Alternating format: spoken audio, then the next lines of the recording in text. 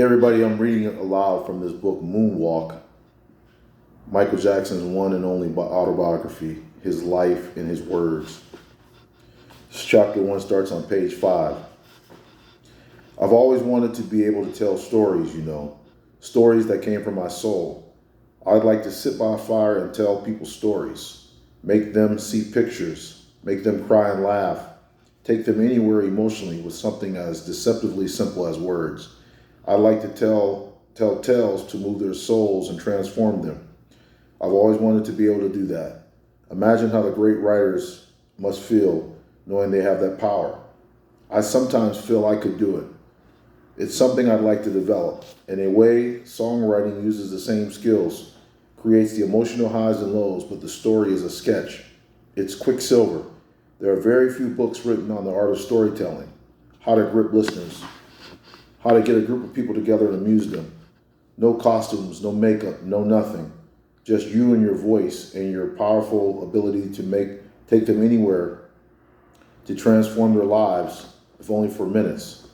As I begin to tell my story, I want to repeat what I usually say to people when they ask me about my earliest days with the Jackson 5.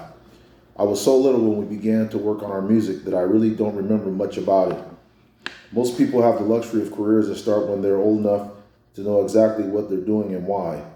But of course, that wasn't true of me. They remember everything that happened to them, but I was only 5 years old. When you're a show business child, you really don't have the maturity to understand a great deal of what is going on around you. People make a lot of decisions concerning their life when you're out of the room. So here's what I remember. I remember singing at the top of my voice and dancing with real joy and working too hard for a child. Of course, there are many details I don't remember at all.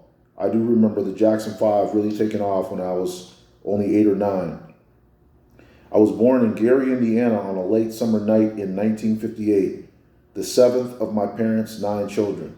My father, Joe Jackson, was born in Arkansas, and in 1949 he married my mother, Catherine Scrouse, whose people came from Alabama. My sister Maureen was born the following year and had the tough job of being the oldest. Jackie, Tito, Jermaine, Latoya, and Marlon were all next in line. Randy and Janet came after me.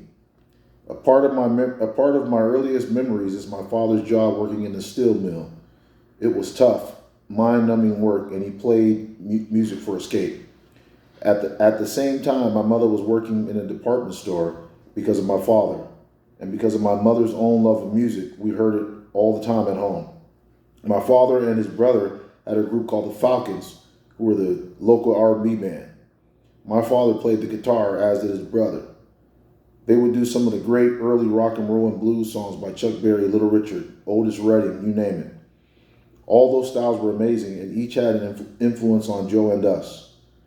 Although we were too young to know it at the time, the Falcons practiced in the living room of our house in Gary, so I was raised on R&B. Since we were 9 kids and my father's brother had 8 of his own, our combined numbers made for a huge family.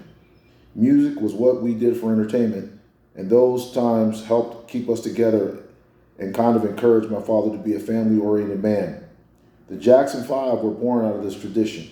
We later became the Jacksons, and because of this training and musical tradition, I moved out of my town and established a sound that is mine. I remember my childhood as mostly work, even though I loved to sing. I wasn't forced into this business by stage parents the way Judy Garland was.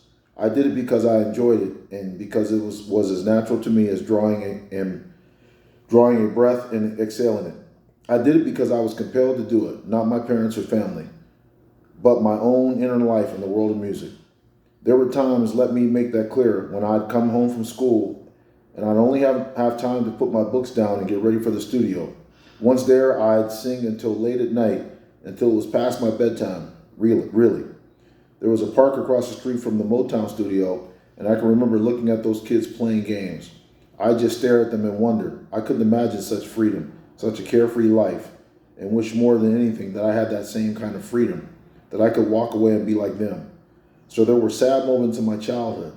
It's true for any child star. Elizabeth Taylor told me she felt the same way.